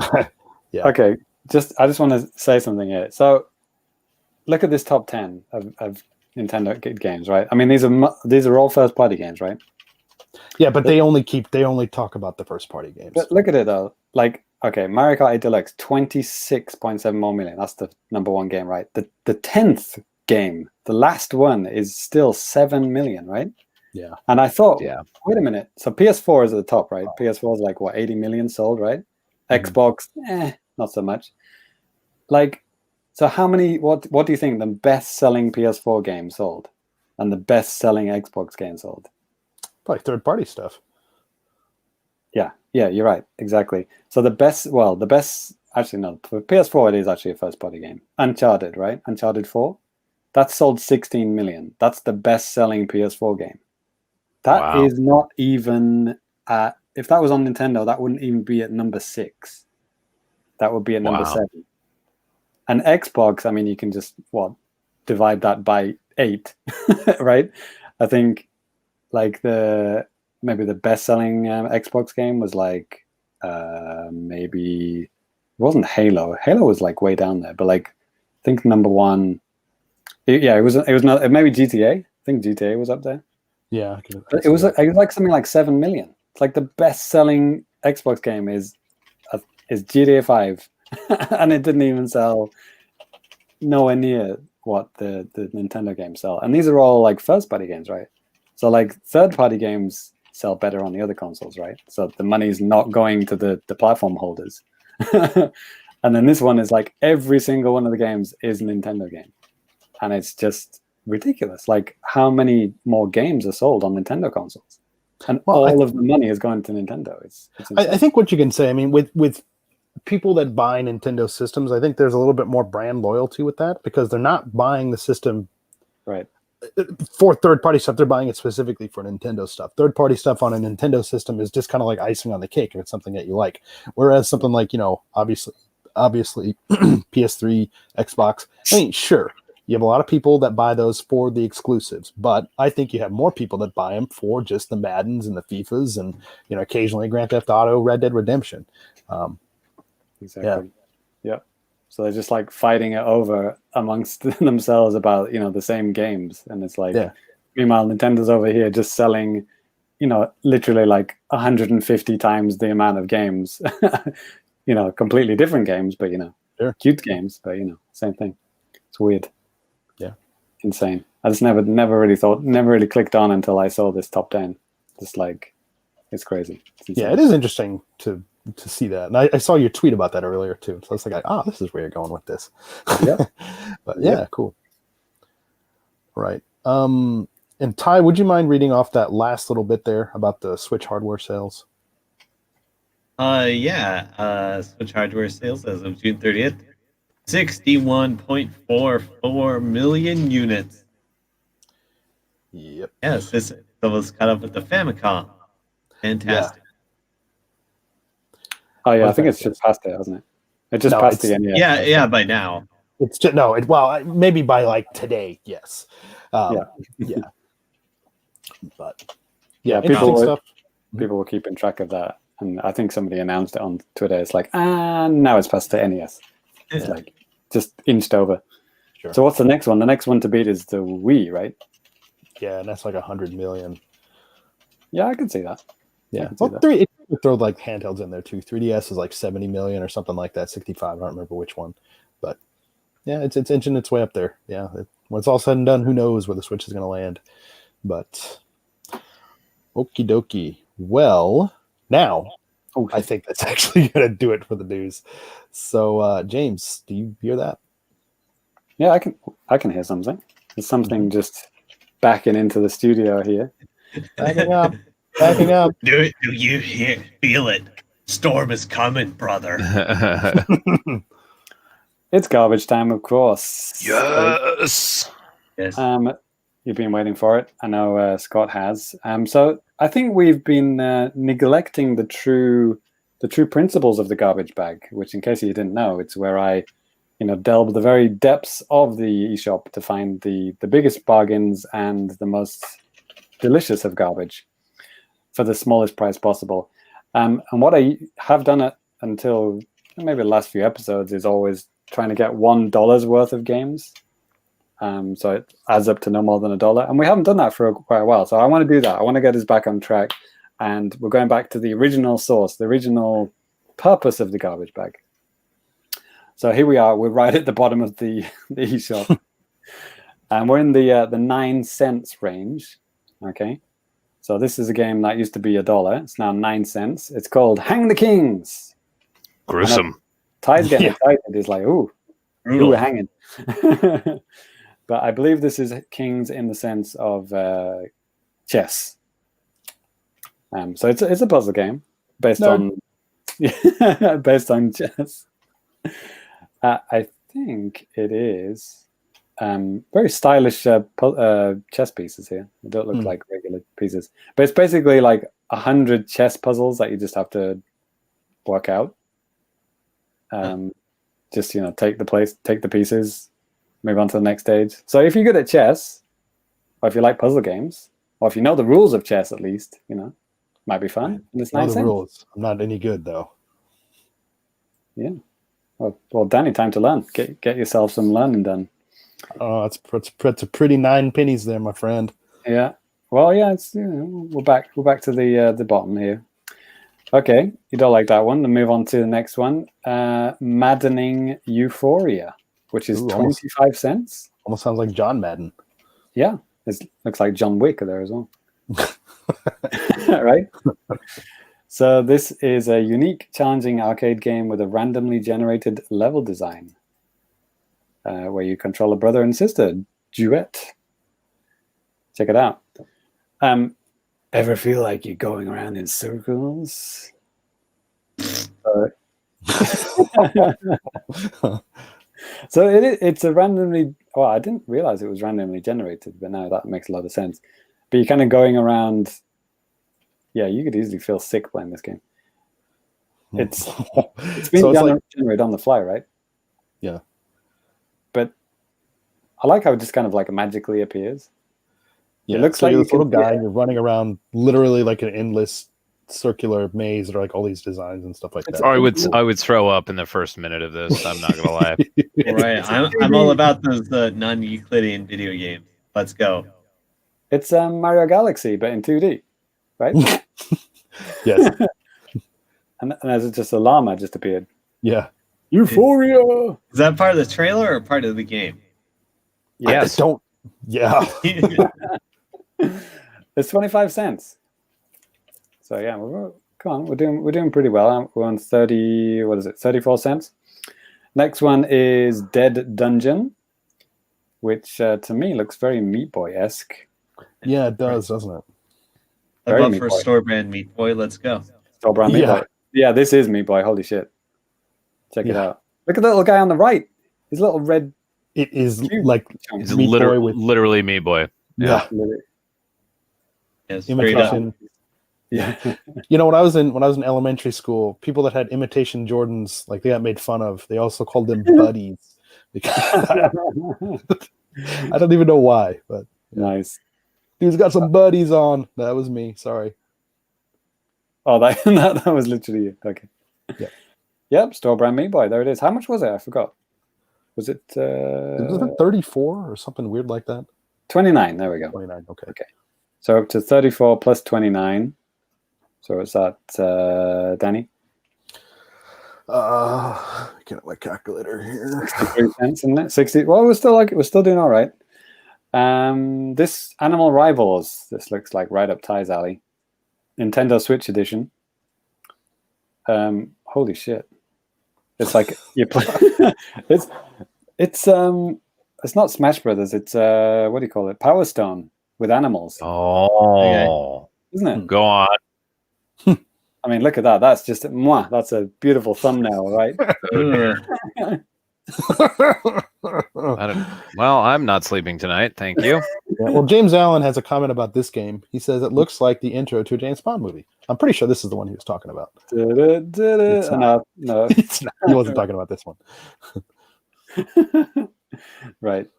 I wonder, does this play more like Gang Beasts or more like Power Stone? Yeah, I want to know that. They don't actually have a trailer with footage in. It's just screenshots. But this one, I don't know. There's a laser beam going around. There's points at the bottom. Man, check out these playable characters. It's crazy. Lots of kind of mutated animals. There's like a dinosaur, a giant rat with muscles. And glasses. It's what was the name of this game again?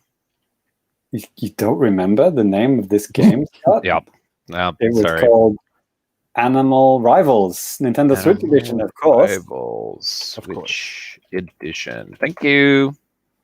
So I think we've reached $1 now. This is 90% off. Usually $4. It's a crazy party game for up to 4 players, different characters, game modes, and lots of stages to unlock. Whoa. James, that's actually $1.02. Oh dear. Where the hell are we going to get 2 cents? Danny, do you have Planetary Defense Force? Because you're going to get 15% off. Whoa. I actually... Jackpot. Yeah.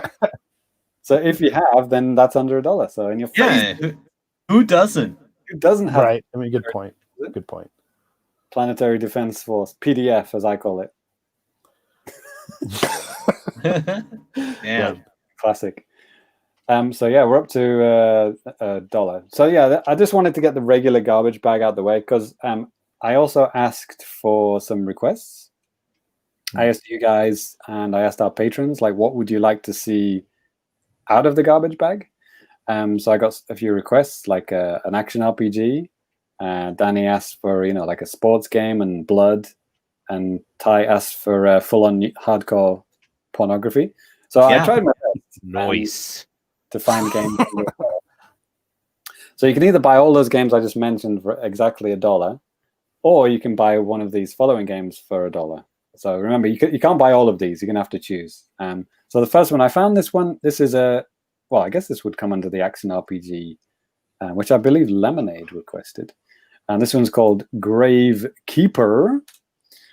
You are the bounty hunter and walked into the forbidden stronghold, staken by the Skeleton King.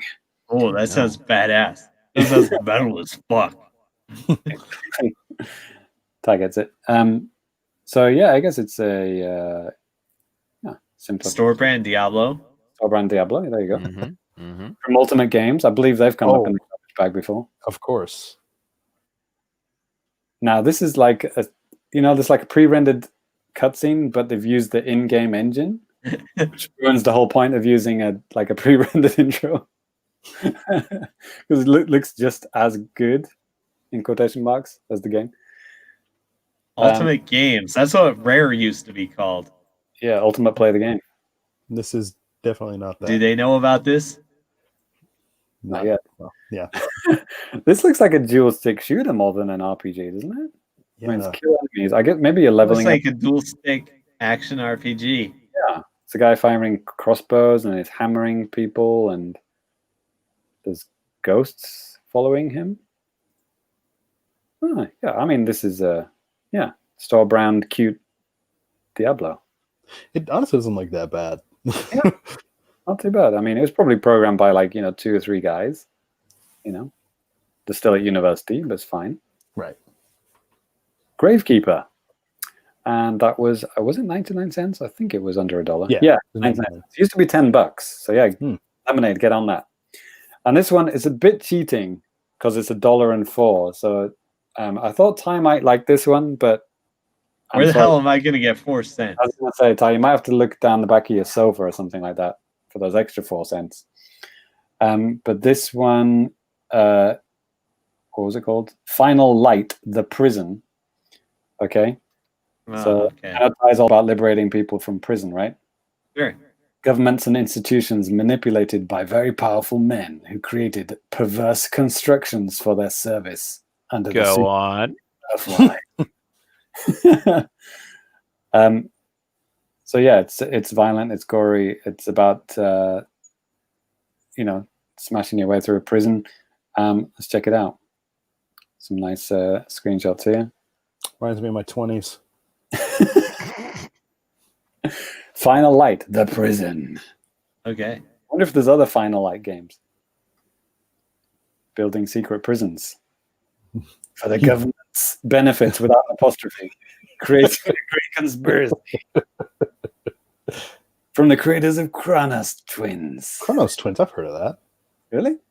Yeah, I don't know why. Okay. I was joking about you. But fair enough. I like the movement. The movement's pretty good. It reminds me of it's got like a double jump boost thing. A little bit Dead Cells. Have you seen the guy's massive swords on his arms? Or scissors? We call it a shiv, and you have to make it out of an old mop handle. But the movement, or how you move around the stages, is pretty fluid. Actually, you can dash through people, slice people up. It's like Dead Cells or something like that. But for $1.04, level up. Holy shit! There's a monster in the prison. Yeah, God. There it is, Final Light. I almost thought they'd misspelt Final Fight. But it is actually called Final Light. Final Light, The Prison. So yeah, there it is. Next one, I saw this image, Ty, and I thought, okay, sexy Japanese lady with its samurai sword, right? Go on. It's called Akane. Uh-huh. And I thought, oh, that's interesting. 99 cents. Pretty good. It's got gore, it's got violence, it's got sexy women. Happy ending this time. Beyond the Streets of Mega Tokyo. I remember that webcomic. It's got you can upgrade your girl, Akane. There she is. Blood and gore, language, sexual themes, use of tobacco. Everything that you'd want. No, Mom, don't come in. But then it looks like this, so it's like I like the light effects. Even though it's pixel based, it's got some nice little shadows there in Mega Tokyo. I think it's like a twin stick, maybe not twin stick, but like over the top hack and slash game.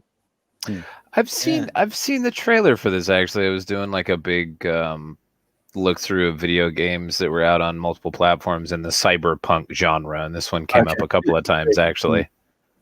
Okay. Yeah, looks freaking cool, actually. Yeah. You can upgrade get a new katana and machine guns, slice people, shoot people. And there's a guy called Katsuro. Okay. Quick, we need a guy with a vaguely Japanese sounding name.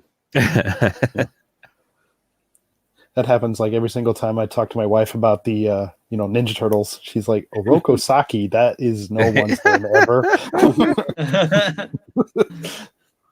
I know what you're talking about. It's so Japanese. Yes. Yeah, maybe not enough nudity for Tai in that one. But it's got that's why we got BMX XX2. But Danny, you never appreciate my dollar games that I look for you. So as punishment, you have to spend $4.49.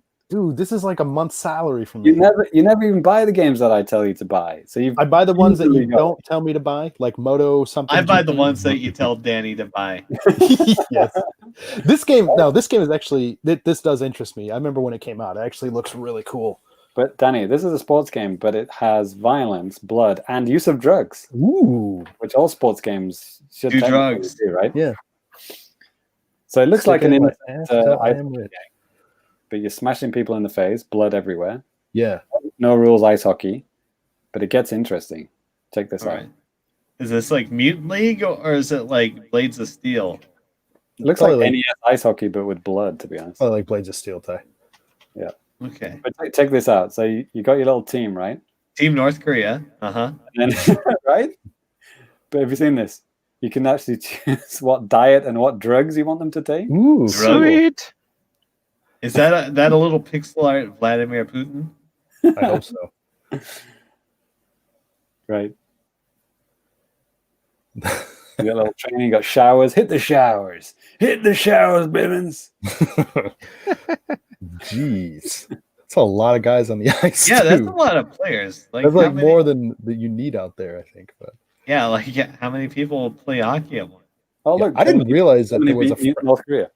Yeah, I did not realize that, the videos that James was just showing, it was franchise mode. It was talking about the weightlifting and stuff like that. That's interesting. Try not to lose. Oh, look at that. The fucking ref was bleeding out on the ice. Yeah. Damn. Oh, game over. Holy shit, that's amazing. Let's do a rewind of that one. Check this out. There's a what the fuck? Is this a real game? Yeah. Boom. Super blood hockey. But if you buy this, I mean, you're not going to be able to afford games for months, right? Yeah, I know. It's ridiculous. But there it is. If you've been saving up your cash, Danny, go for it. Yeah, I'll have to think about that. So yeah, there you got some options. If you want to go for the full bag of trash, or if you want to go to individual, custom trash for $1 each, choose your weapon. Enjoy. Hope you can find some goodness in my garbage bag of goodness. Thanks for watching. Back to you, Danny. Right. Alrighty. Well, like James said, that's actually going to do it for the JC's bag of goodness. So next, let's go ahead and move on to a little bit of feedback. So if any of you guys out there have any comments or questions or anything like that, feel free to send us an email. If it's a longer form type of thing, the Famicast@gmail.com. You can hit us up on Twitter. You can hit us up on Facebook. Hit us up right here on YouTube. Also, too, hey, leave us some reviews on iTunes and Give us thumbs up and stuff like that for whatever. I'm begging. Not really. But yeah, I mean, seriously, we want to hear from you guys. If you guys have stuff to say, just please let us know. Oh, and yeah. We'll read it out on the show. Quick thing before I forget, Danny. Probably all of the people listening are subscribers, and thank you for that. Yeah. But the thing that I hate about YouTube is that if we use swear words, like our videos don't get like recommended. I heard about this. Like if you use profanity, and pretty much every video on the Famicast YouTube channel has profanity, and maybe not our video reviews, but pretty much everything else. Definitely the streams and everything. So like if you don't hit the notification bell and like notify, or maybe there's a couple of options when you press notify, right? Like if you don't do that, you will literally never be told when we have a new video, even if you're subscribed, and that is fucking bullshit. And YouTube. I don't. You have to show me that. I've never heard that. I believe it. I get daily notifications on my phone, right, every morning from a channel which I do not subscribe to, and I've never seen this channel before in my life. And it's like, hey, there's a new video from some fucking channel which I never even heard of. You should watch their brand new video. And it's like, fuck you. What about all the videos that the channels that I do subscribe to? Why do you tell me about those? It's I never have any problems like getting notifications for the things I subscribe to. But yeah, because you probably hit the notification bell. So no, yeah. I don't. Or if you subscribe to like, I don't know, like 2 channels or something like Danny, maybe you do. But if you subscribe to a lot, you're never going to know. So yeah, we'd appreciate it anyway if you hit the notification thing, and tell a friend. Yes. On the last episode, actually, we got a nice comment from Chariot Goblin talking about Pikmin 3 DX. Nice surprise and weird timing wise for news like that to drop while we're actually recording. But he said this Pikmin 3 Deluxe includes a new prologue and epilogue content with Olimar and Louis. It kind of makes you wonder what the state of Pikmin 4 is. Could it be on the Switch successor? Yeah, at this point, who knows? I've seen somebody else make a funny comment that like, well, Miyamoto was confused. Actually, hey, Pikmin, or the 3DS one, that was Pikmin 4. They just forgot to name it that or something, Definitely a possibility. James, if you wouldn't mind getting some stuff from Twitter ready, I'll keep on going ahead with some stuff from YouTube here too. Oh yeah, I got some good stuff. Okay, well, I'll keep going here. Okay. Yeah. Okay. Now that you say that, I don't have. Okay.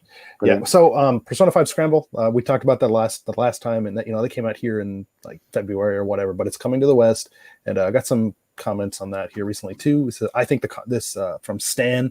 I think the combat looks pretty cool. If I had a Switch, I would definitely pick it up, especially because I'm into Musou games like Pirate Warriors, and this looks like the best Musou combat that I've seen so far. And yeah, man, like if you like Musou games, Persona 5 the Fam Strikers, it's freaking great. It's a really good mesh of the Persona 5 style and like Musou stuff, and it's not. I don't know. It's just a little bit different, a little bit deeper because there's actually like RPG mechanics in there and stuff too. So, best of luck to him. Yes. Russ Guino on Twitter says, "Why don't we, i.e., all the crew and all the fans, group together to make a Famicast indie game?" And I says, "You're hired. You have 6 months and no budget. Best of luck." Perfect. And Russ says, "Well, Microsoft do need a new launch title for the Xbox Series X." Oh yeah. Right. God, what a mess over there, huh? Another one. There's a little chat going on between Mookie EX57 and Russ, and we're talking about Nintendo voice chat. Yeah, well, I was kind of like trolling on Nintendo podcasts about how probably no one's going to talk about the Giga Leak, or everyone's going to pretend that they're not excited about the Giga Leak, and I was right. I listened to all the podcasts, and they were like, "Well, it's really bad because it's stealing, but hey, let's check out all this cool stuff that came out the Giga Leak." You could tell they're all excited about it.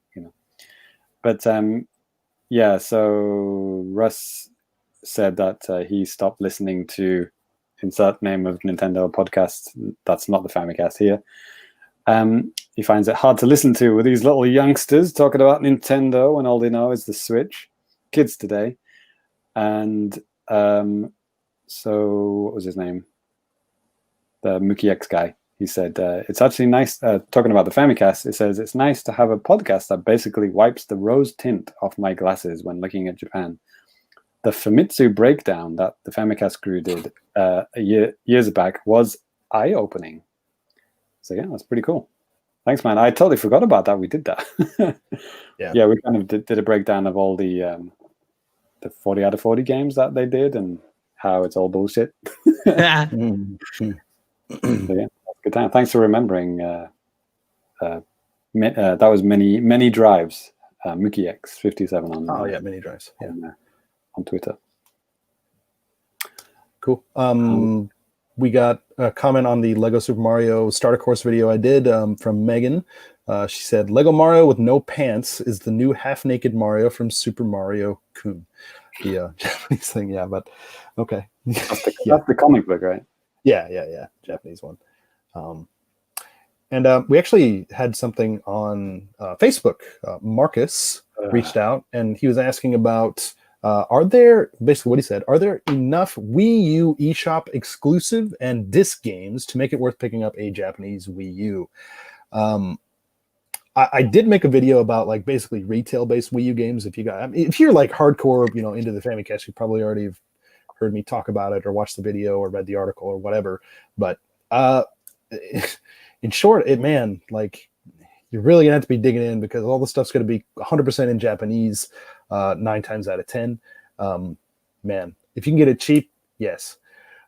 If not, don't even do it. I responded to him like personally and stuff like that. But if you're out there and you're listening to the show right now and you're on the fence about picking up a Japanese Wii U, I don't know if it's something I could recommend in 2020. Yeah, I would play devil's advocate and say the Japanese Wii U was the worst one to get because it had like the fewest amount of good games. There were some cool exclusives. There were some weird exclusives. Yeah. But yeah, when it came to like downloadable stuff, most of the stuff was not stuff that anybody should play. Like sometimes like educational stuff or just like weird, big titty anime stuff or whatever. If even that, sometimes that wouldn't even come out. And then most of it went to Europe. That kind of weird stuff did go to Europe. Maybe not America, but it went to Europe. So yeah. Also, if you're commenting on Facebook, please delete your Facebook account and tell all your family and friends to also delete their Facebook accounts. Thanks. Woo. Yes. Metal Mike also sounded up in the comments right there. Hey, loving the retro content, Danny. Keep it coming. Cool. I plan on it. So, this is weird. Like this year, I've been making so much retro stuff. It's ridiculous, but I love it. And it's a good excuse to actually get the shit off of my shelf and actually sit down and actually play this stuff. And if you guys out there really want me to take a look at BMXXX, I have no idea how much this I can actually put on YouTube. Some things, trust me, you cannot put on YouTube, and I will not. Oh, seriously? Is it that bad? I thought it was no. It's very soft. It's very soft core. I use the code. I was telling Ty actually before this, but this guy, the Japanese guy I bought it from, he included like a list of like all of the codes in the game and like explanations like in Japanese, like what they do and stuff. So I put in like the master code and I got everything, all the videos, all the costumes, even the tramp stamp that says bitch that I'm thinking about making my own character. Putting him on a bike, riding around the town. It's a mess. As a male character with a tramp stamp. Love it. I might do that. But yeah, if you guys want a retro review on that, let me know. Maybe I'll do that. God. Get the YouTube channel taken off the air. Yeah. Lose all our subscribers. Worth it. Yep. Alrighty. Well, that's pretty much like most of the big stuff I think we hit. James, anything else? Is that pretty much it, man? Yeah. Let's keep it going. Okay. All right. Well, that is actually going to do it for Famicast 180. We're going to go ahead and give out our Twitter handle so you guys can follow us on Twitter. You can follow me at DannyBiv, DANNYBIV. James, where stand the good? Yes. I'm at Family Complicated on Twitter. Thanks for watching. Mm-hmm. And Ty. Super Cat Drugs on the old shitbird.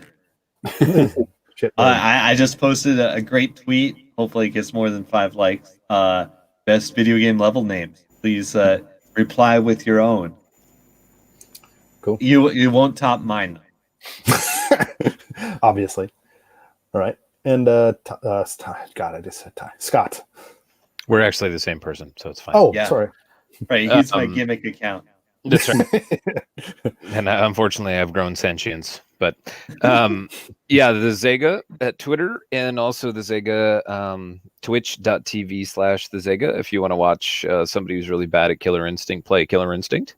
Yo, real talk. I was watching this is a couple weeks ago. Ty actually hopped on Scott's stream and they were playing together, doing like tournaments with like other people that came in to play and stuff. It was a lot of fun to watch. We had a great time. Man, that was incredibly fun. I don't think I won a single match. No, you think you might have won like one or two. But oh, thanks. That's good. Great. Well, it's better than most people do. Yeah, I'll take it.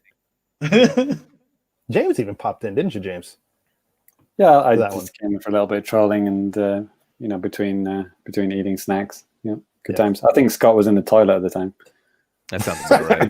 He didn't even know. Excellent. This goes back and his whole stream is on fire. Perfect. All right. Well, like I said, that is going to do it for Famicast 180. Thank you guys out there for watching. Not to sound like a douchebag, but if you're watching it on YouTube, hit that like button and subscribe. No, but seriously, give us some likes. Leave us a review on Apple Podcasts, Google Play, any of that type of stuff. We are interested to hear what you guys think. And like every single video that we put on our YouTube channel. That would help too. So, Metal Mike actually had a good idea for my XXX review. Danny After Dark. Wow. I'll leave it at that. It's one way to lose subscribers. Yeah. All right. Well, again, thanks you guys for joining me, and thank you guys for joining us live here, and we will catch you next time. Peace. We'll see the patrons the super challenge.